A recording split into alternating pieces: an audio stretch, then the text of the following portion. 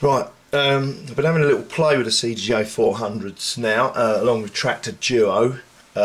Fantastic. It's just limitless. Want to show you how the effects work and some of the little tricks on the CDJs and how they interact with Traktor.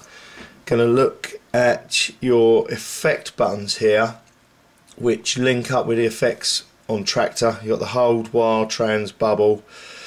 Also your direction, like your reverse key, doesn't work as it normally does on the CDJ. One feature that I hope Native Instruments will bring in at some point, but what this does is effectively cancel whatever you're using in effects, brings a jog wheel back to affecting the speed and jogging on of the track itself. Whereas once you're in the effects, a jog wheel actually affects what you're using on the actual effect itself, and it turns it up and down or on and off. I'll show you that now. I'll just put it back up onto the screen for Traktor. Oh, now let's press play on here. So if I press play on here, so you can hear the music's going out. If I'm going to press any one of these will affect the three effects you've got up on Traktor. You can change them on Traktor, and I'll show you in a bit. But for example, I'm going to press this one for gator, and then on the jog wheel, that will turn the gator on and off.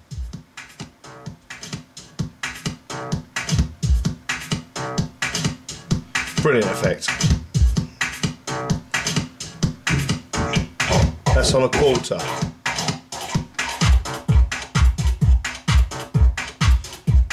And you can either just turn it straight off,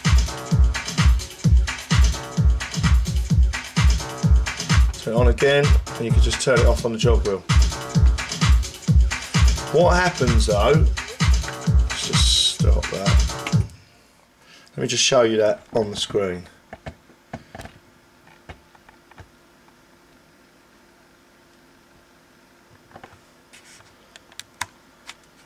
Let's zoom in on the effects. I'm just going to zoom in on the effects on deck A. There we go. So what I'm going to do, press play, track's on, I'm pressing the while button, and you'll see gator comes on and off there. Once they're out with the jog wheel, that's the jog wheel doing that. I can turn it right up.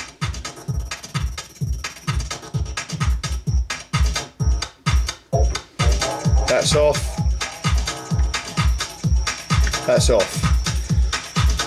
One of the problems I had is once I'd done some of the effects, I then wanted to go on and carry on mixing the track, which is quite rare, but I found that if I still use the jog wheel, it still turned this up and down even though I'd switched the effects off. So what you need to do is press the direction button, and then once you press the direction button, that puts the jog wheel back so you can use it on another effect, or just use it as a normal jog wheel for scratching or jogging the track on or off. Also what I've found is, we go back to the CDJ, the tempo button,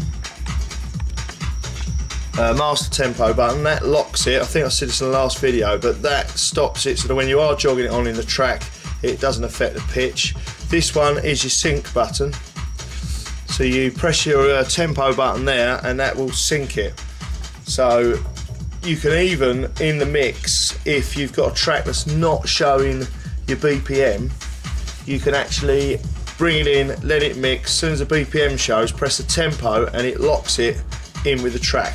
It also, as long as you're more or less in time, it sits it in time as well. Let's turn that off. Let's see if I can show you that in action. Let's come out a bit. Alright. So I'll see if we can see the BPM. Let's choose a track. That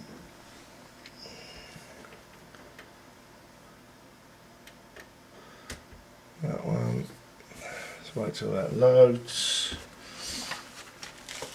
So what have we got?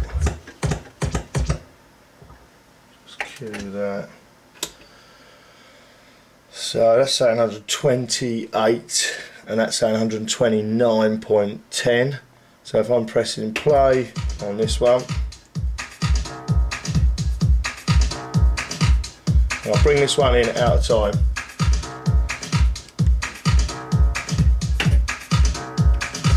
That's out. I'm going to press the tempo button. There we are, straight in.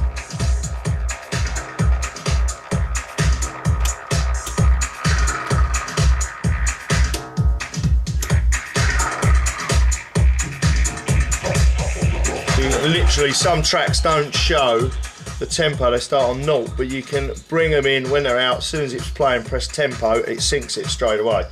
You'll also see up here, this meter, it can tell you whereabouts they are. So when you're trying, if I try and bring that back, you'll see this meter's coming back here, and that's now coming out of time. You can hear it's coming out of time. So that's telling me I'm that far back on this track. So you just move the jog wheel, keep moving the jog wheel till that is in line, and you're in the mix. That is perfect. Track A, track B, both together. Fantastic.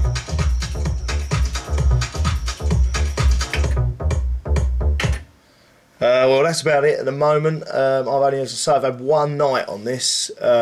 It's fantastic. Oh, another thing, just before I go, on your effects, let's just bring that up. Let's do deck B. It's pretty self-explanatory, really, but I've only got Duo, so it's limited to about 7 effects here, but you can allocate each one of these dials here to any one of these 7 effects. In Pro, I think you've got 20 odd effects, obviously a lot more money, but these effects are fantastic. It's, I mean, you've got the gate to the flange, they're all very smooth. They interact into the track nicely, they sit into the track nicely, they're not really obvious. Some effects, I think some effects on the CDJ400 are a little bit over obvious and affect it too much straight away.